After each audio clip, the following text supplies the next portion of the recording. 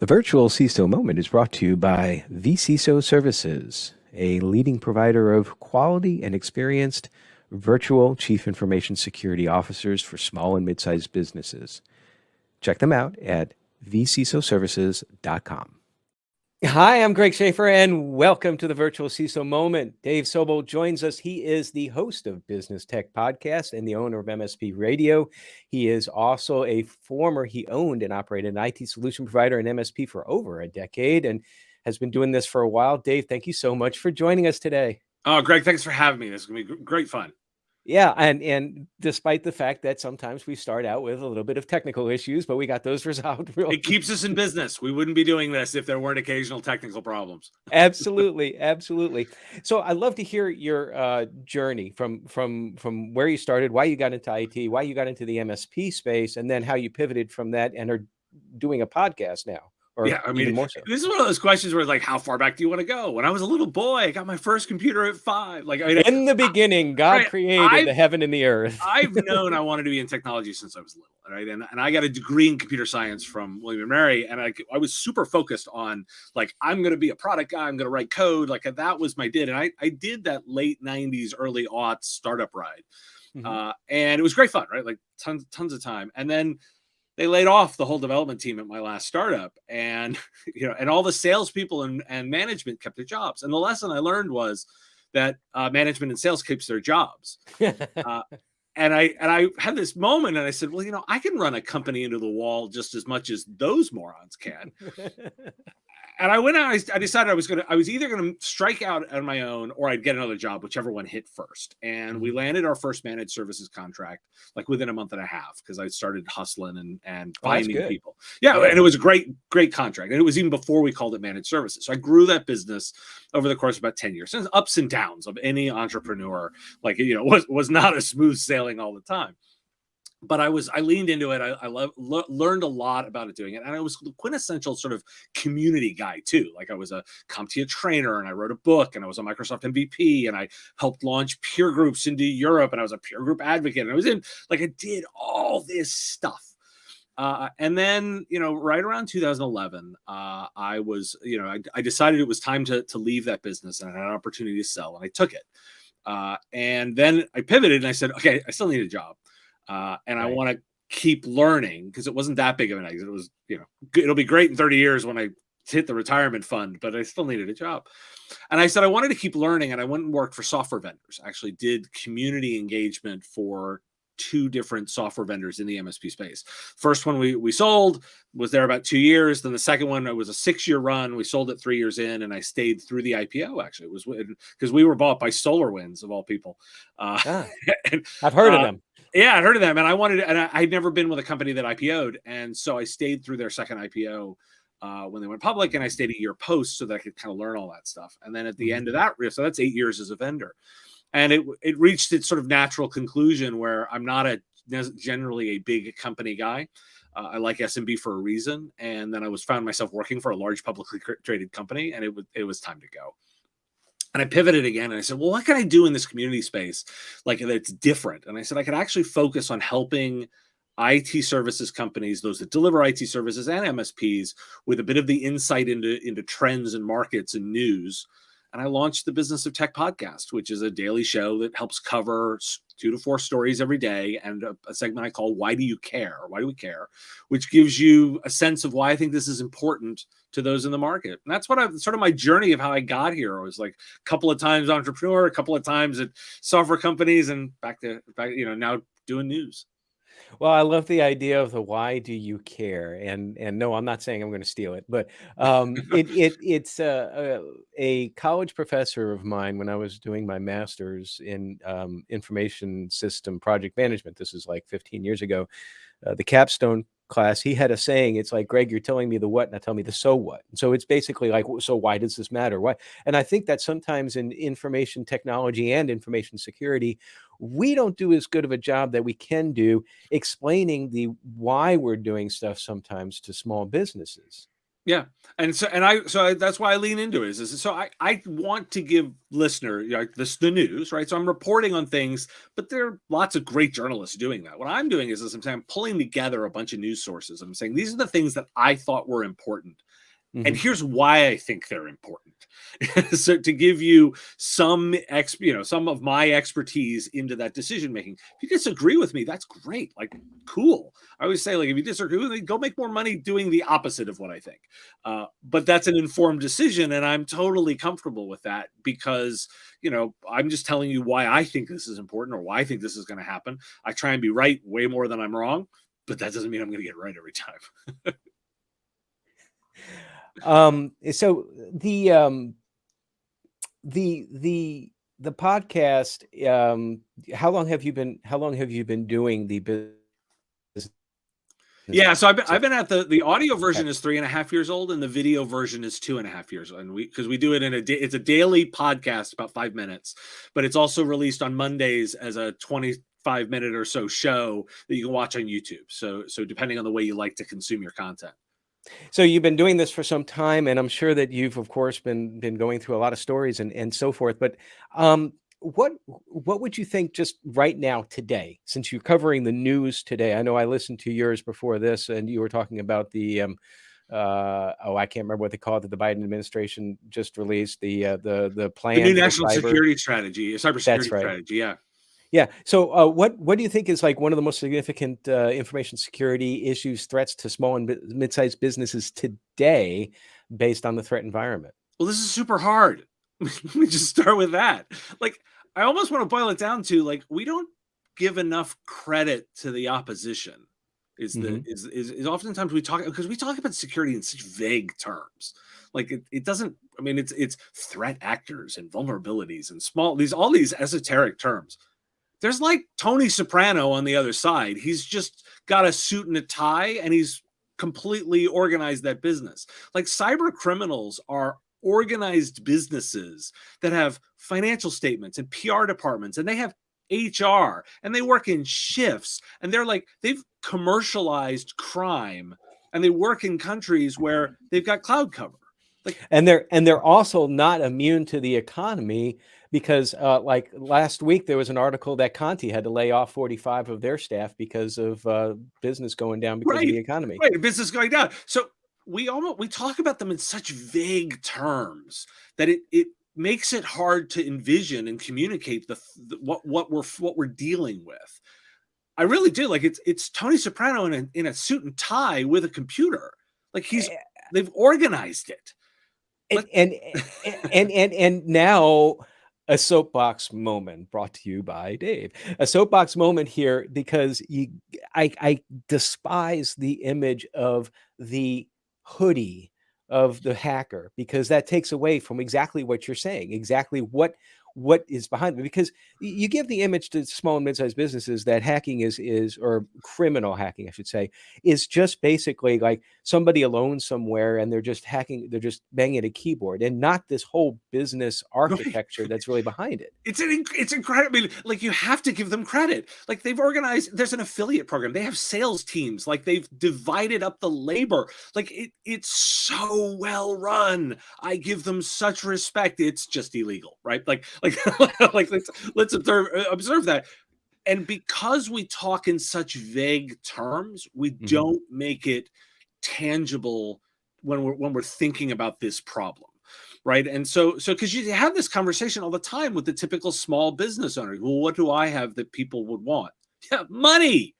They want your money. They want to steal your profits, and the way they're going to do that is they're going to use their criminal capabilities to target you, and they've been able to automate it in such an incredibly precise way that they can hit a button and start running attacks automatically to scope you out and then find you and then attack you and steal your money. That's what they want. S- so what's yeah, and of course that gets back to the saying of why do criminals rob the banks? Because because where the that's where the money money is. is, Yeah, right? exactly. But so that's great. But what can businesses do? Is it just a matter of like changing their perspective and taking it more seriously and understanding that the small and mid-sized businesses have to understand that this is really a business. It's nothing personal. And yes, you can be a target no matter how I big or mean, it's small you are. there's all bits of where we want to talk about the change. Like when I talked, I really am in this category of like I don't want to blame end users for our security woes, right? Mhm. Like we're going to them, and essentially, by the way, as an industry, as a technical industry, and say like, yeah, hey, our stuff, we kind of didn't build it with security in mind, and now this criminal organizations are taking advantage of it, and we're sorry, customer, you're going to now have to pay to use these tools that help you do business. We're going to have to bake in the security that we didn't build into the products. Like that's what we're really telling customers. But that's okay because that's the reality that we live in, right? I don't live in a fantasy world. I live in the current one. And Right. so I actually think as technologists, we have two portions of the responsibility. The first is to help our customers do the right thing with their limited budgets, and it is make sure that it includes all of their technology needs, not just security but everything. We have to look holistically at what they're able to do. We want to make sure their technology is driven in a way that grows revenue as well as helps with reduced cost, and we need to protect the profits that they're making. That's a component of it. And I think also as technologists, we have to advocate for the industry doing a better job at this rather than throw more tools at it. Right. Oh gosh, yes. The tool creep is the way I Right. refer to it I mean, is that and so in your question was about what we do with customers. I think we have to be really holistic and say, look, we need to talk to you about technology as an enablement, right? You Mhm. need it. It actually drives you, it should drive your business. We should do things for you that help with the top line. We should be focused on business goals and revenue. And part of that is protecting that revenue. And that's the security component. And we need to make sure that we're doing it in a way that is keeping you safe in a very unsecure, difficult, threatening environment. so the pivoting back to the national cyber strategy, since we were, that just came out. That seems to be top of mind for just about a lot of folks out there. I know you talked about it on your most recent episode. Um, I have to admit that a lot of times my first reaction when I hear something coming from a government agency is like, a lot of show, but maybe not gonna be as effective, but then sometimes I'm wrong, and like I was not terribly excited, say, like 10 or 12 years ago when they came out with the, NIST cybersecurity framework. I'm like, "Why? We have so many other frameworks out there right now," but actually it has helped, particularly with the small and mid-sized business space. Yeah. Um, any predictions as to if or how much the, national cyber strategy is going to move the protection of particularly critical infrastructure here in the United States? I think it's going to make a huge difference. It's just going to take us a while to get there. Government is slow, but it does do generally the things we want it to do. We're very fond of picking on the sides and getting all focused on the stuff. But if you actually dig into like what happens on a weekly basis, there's a bunch of laws that actually do happen. There's a bunch of agencies that do their job, and they do it every single day. And there are certain things that I think government is good at, right? Like, and they're good at protecting certain guardrails of everything, and they're quite good at that. And Mhm. they're slow, and and it's designed to be messy. And the debate over the way to do it, well, that's politics, right? But that's what we should be debating the way, not the personalities. And Right. so for me, I look at it and say, like, look, what we've actually had happen is a threat, a significant threat that I outlined in the way that I think about it, is being addressed by the group that is good at doing it. There's a reason we don't have private armies to protect us because that's probably a bad idea, right? We have public, we have the U.S. military, and we put our government thinking about this very important criminal activity that is protected by other governments. And we've put them on this task. Will they get there instantaneously? No, of course not. By the way, the plan is a 10-year proposal. Exactly. But do I think we'll get there over time? Yeah, I do think so. And by the way, I think one of the things that I'm most encouraged by is pushing back on the idea of the manufacturers having no liability for releasing stuff into the world. Mhm. I look and say, like, I think they have they are part of the problem, right? If you release software out there that is and it then gets identified as having a flaw, if this was a physical thing, well, we have recalls for that, right? Like if a child seat is built incorrectly and kills children, we deal with that. Well, software ought to have that too. It's not perfect, but at the same time, we should have some liability for that. And you should be incentivized to build that, because profit alone does not necessarily create those outcomes.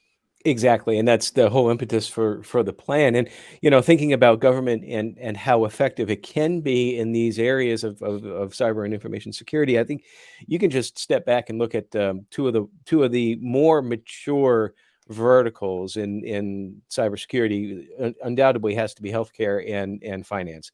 And why? Because they have been historically much higher regulated as far as the requirements for protecting, like healthcare, EPHI, and protecting through HIPAA and high trust, and then Yeah, banking, Graham Leach Bliley, the FFIEC, and all of that, because there's also, of course, with the regulators in banking, the skin in the game. They're actually guaranteeing a $250,000 deposit at your financial institution, so they want to be sure. So right. this idea of that skin in the game is part of it. But I like what you said as far as the analogy of recalls, and I never thought of it that way. Software recall, in a manner of speaking. I know. I don't think that that's what you were actually.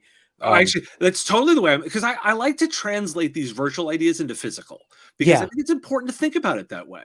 Like if you released a product that didn't work, or, or that somebody could do, horrible things with it, we end up in ways that we fix that, and we address the physical flaw with an adjustment process to protect the public.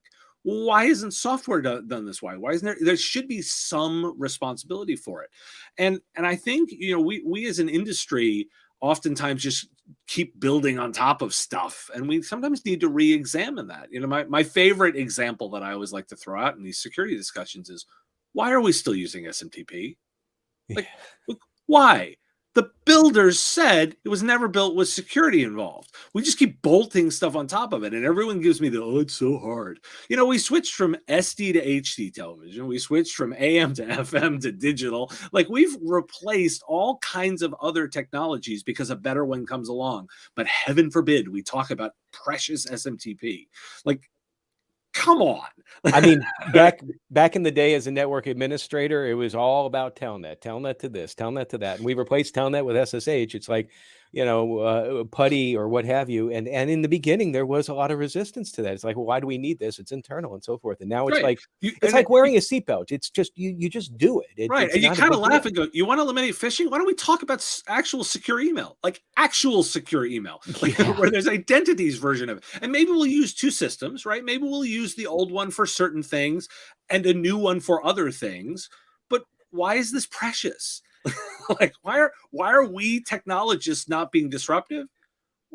Maybe we ought to have to ask that question.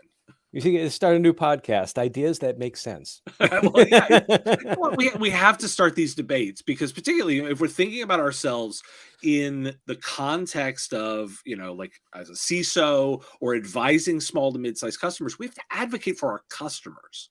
Our Right. customers want these things to work better, right? And we really should look at the root causes of some of these problems and push back on the manufacturers and say, like, this is the way that it's done. And by the way, if they won't do it that way and the market isn't doing it, that's when we turn to, regulatory and say, like, this can be regulated, and there are certain levels of requirement to make it done right. And that's where we're at with the national That's cyber strategy. that's exactly Exactly. where we're at. And so my Yeah. my message to, to anybody who's working in this space is, look, you need to read this. It's only a 40-page document. Like, it's in reasonably regular human speak. Like, it's not Which is designed. amazing. Yeah. Well, It's not a NIST document, that's for right. It's sure. not in this document, and it's put together by people that really care about this space, that are experts in this space, and their literal action is, please provide us feedback. Like they have literally, it's in comments period, right? So it's come out and they're soliciting comments on it. That's how this process works. This is exactly the time to, as an expert in the industry, to raise your hand, offer your comments to the other experts, and get that included in the strategy. Exactly. Well, during all of this, and thinking about the changes that have happened and the changes that will happen, one of the things I know that is a constant in both IT and information security is that it can be stressful. And I can also say, as a podcaster myself, that sometimes podcasting can be stressful, particularly as I go back to what we said in the beginning, when unexpected technical issues happen, like when you don't want it, or I'm in the middle of saying something and all of a sudden, like the other side, the connection just stops, and you're almost like, well, what do I do? So it's stressful, and I think that, and also as an entrepreneur, because you are and have been down that path too. A lot of stress can accumulate, and if you let that accumulate without having some sort of release, it can be toxic. So what's one thing that you do to get away from all of this and to release some of that stress? I have so many different things that I do. Like from a hobby perspective, like I'm a video game guy. Like I love playing video games, that's I love it because it's not only fun, but it requires some focus and just on that. Hmm. You're not very good at the game if if you're interrupted. So it gives you the ability to focus on something that you enjoy, and that is a good excuse to just focus. And I will don't mind saying that I actually impose that by being careful with my devices. I'm a real advocate of like using things like Apple's focus modes to make sure that like I don't get interrupted on a lot of things, and I have real times that are dedicated to this is time dedicated to not work, so I don't get interrupted by things, and I Right. have notifications off, and I try not to be a slave to my devices. But you asked what I do for fun. Like, hey, I'm a video game guy. I love getting outside, going for walks, going for bike rides. Like I find things that help me focus. What's your favorite video game right now? Right now, I'm playing through Mass Effect, the Legendary Edition, because actually somehow I missed those games. I had just finished Horizon Forbidden West before that, and I played Guardians of the Galaxy. I like those sort of third-person action adventure kind of games where I'm solving puzzles and kind of doing fun adventuring. Oh, see, I'm stuck in 1983. I was so happy when Atari put out their an updated version of their 2600, which is what I had as a kid. And so on occasion, I have down in my basement. I see behind you. It looks like you have a couple of those old cathode ray tube devices that we used when I we were do. I children. do. I actually have a whole retro video game collection as well. You asked what I was playing. Those are the games I'm currently playing, but I've got an entire collection of classic Nintendo, classic Sony, Oh, that's classic awesome. Microsoft, all this, and I've restored them, and they all work, and they're all hooked up. So, And you have to play them sometimes on the older devices, because mhm. I mean, putting in a 2600 on a flat screen, 72-inch TV is like, of course, it really calls out the lack of detail in there. You're trying Oh, to well, play there's tech Space to help with Invaders. that too. You can go very far down the rabbit hole, and that's another of my hobbies is like going down the rabbit hole of making that old equipment work. I got a buddy of mine. He restores old radios. He just did one from like 1938 too. It's like, and I better stop talking about this because I start to get excited about this stuff, and I don't seem to find enough hours in the day to do everything I want to do anyway. So, I think I might go home after this and play some Atari though, because I'm. Great weekend activity. So, all right, future plans. You're obviously growing the business of tech podcast.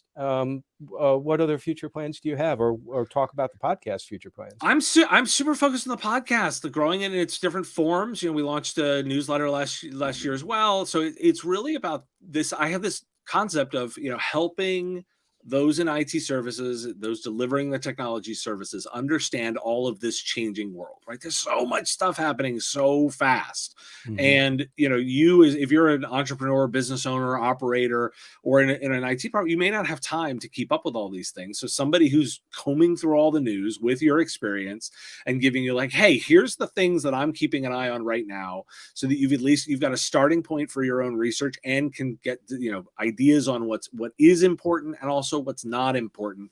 I'm really focused on doing that right now. It's such fun. I'm having a great time doing it, and I love hearing from listeners and audience of getting the feedback from the field, saying like, yeah, Dave, this is what we're seeing. That's what's going on. Here's a little detail for you to do that. That interaction is just such fun. And the podcast is The Business of Tech, and you can find it on all major podcast platforms as well as YouTube, I believe, too, right? Yep, absolutely. All the links are at businessof.tech.